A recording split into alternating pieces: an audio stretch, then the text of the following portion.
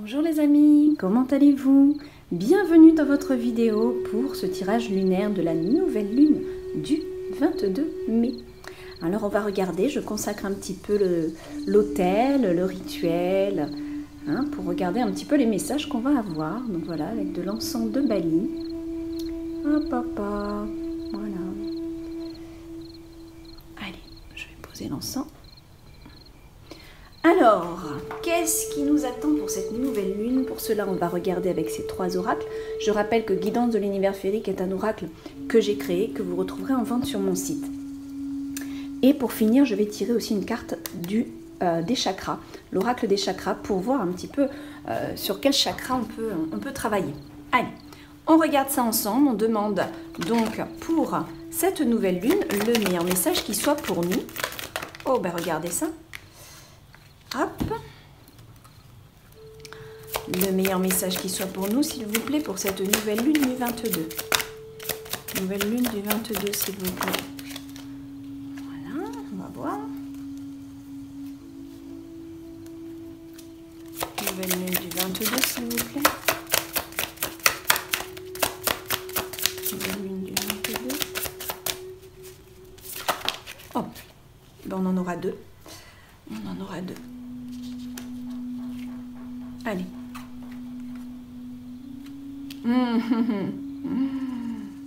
Waouh. On est vraiment dans la nouvelle lune là. On est vraiment dans des cartes vraiment où on s'intériorise quoi. Et celle-ci, oh, ça c'est beau. Ok, j'ai compris. Donc là, on va être dans un travail intérieur. En même temps, ça correspond bien à la nouvelle lune, puisque cette nouvelle lune, elle nous invite à nous intérioriser. Elle rentre dans notre... Enfin, elle nous aide à rentrer dans notre monde intérieur, puisque c'est aussi le domaine de l'inconscient, la nouvelle lune. L'inconscient aussi relié, bien sûr, aux émotions. Donc, quelles sont les émotions sur lesquelles on doit travailler pour faire apparaître cette fraîcheur, ce côté initiatique de notre personne? Là, c'est une vraie carte de développement personnel pour devenir quelqu'un de bien, pour devenir quelqu'un de sage, de retrouver un petit peu son innocence aussi. Parce que c'est vrai que bon, on peut naître avec l'innocence de l'enfance, vous le savez. Voilà, on grandit et puis bon, la vie fait que on se crée des peurs, on se crée des inquiétudes parce qu'on a vécu des choses et puis voilà.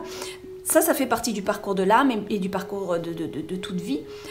Mais ça nous fait grandir si on arrive à les comprendre. Et c'est ça, quelque part, on vous demande de faire ressortir la belle personne que vous êtes. D'accord?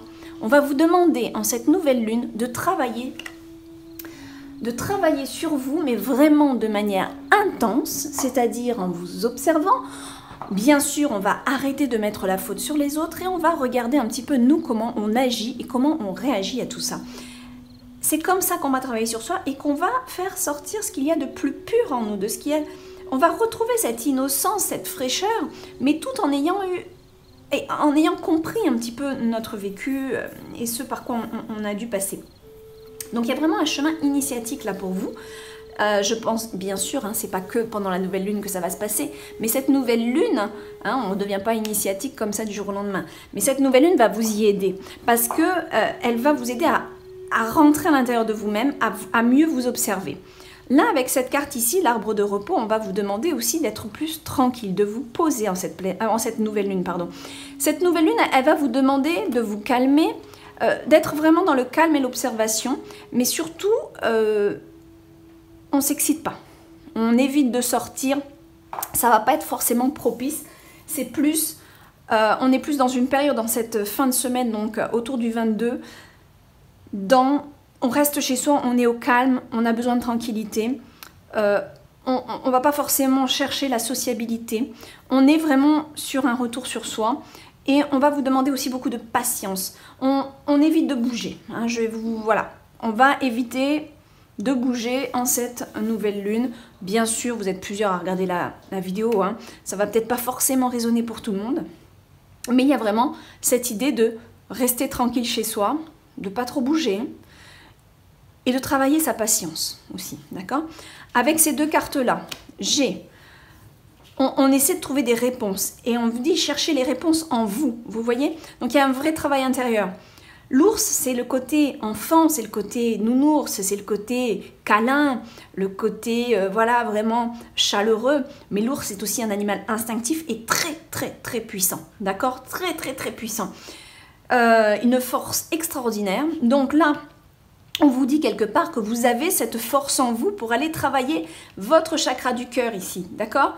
Votre émotion, vos émotions, allez mieux les regarder, observer. Ici, c'est vraiment, j'espère que vous voyez bien, c'est vraiment une carte qui va vous demander de vous observer et d'observer vos émotions, d'accord?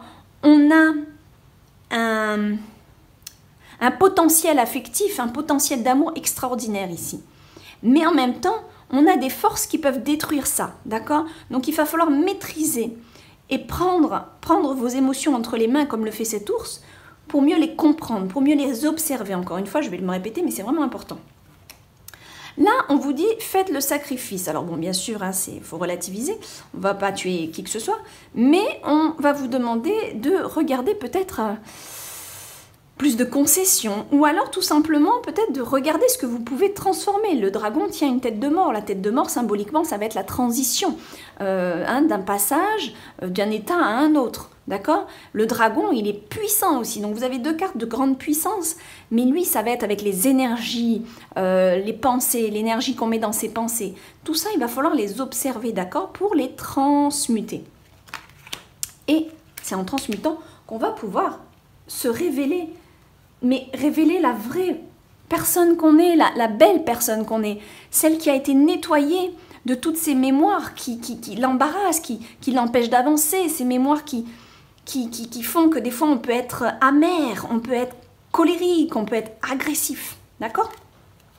On va regarder, oh pardon, excusez-moi, elles sont très très grandes ces cartes, c'est pas les plus pratiques à battre, c'est pour ça que je le prends rarement en fait, c'est dommage, mais moi les grandes cartes c'est pas trop mon truc. Allez. Une carte pour finir ce beau tirage, voilà, hop. L'amour propre, ben regardez, voilà, il faut beaucoup plus de confiance en soi ici. On va vous demander plus d'assurance, travaillez l'estime de soi, d'accord? Et soyez fiers de vous, n'attendez pas que les autres le soient pour vous. Soyez fiers de ce que vous faites.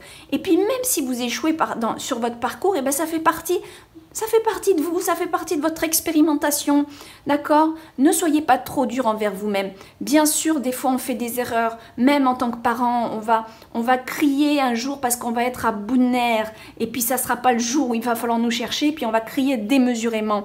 Et finalement, on va se rendre compte que, ah là là, qu'est-ce qu'on a fait comme erreur? Cet enfant ne méritait pas une telle réaction. Oui, eh ben, il faut le noter, il faut s'observer, il faut se dire vraiment, il faut que je travaille ça. Mais en même temps, vous aviez, quelque part, votre expérimentation a fait que, voilà, vous avez vécu ça et vous rendez compte, quoi. Vous en rendez compte que c'est pas bon. Et puis, votre enfant a certainement des choses aussi en tant qu'âme, je parle, à comprendre de ce comportement-là, d'accord? Hein, votre enfant, c'est pas sa première vie, hein, d'accord? Je vous le dis tout de suite, voilà, c'est l'enfant que vous avez en tant qu'être spirituel, parce que si vous regardez cette vidéo, c'est que vous êtes déjà sur un chemin spirituel, sinon vous n'êtes pas devant la vidéo.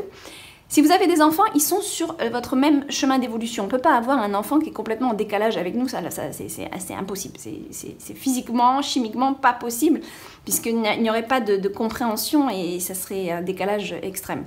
Donc forcément, on évolue, l'âme évolue sur un cheminement, et bien sûr, ces enfants sont sur ce parcours, puisqu'on évolue ensemble aussi.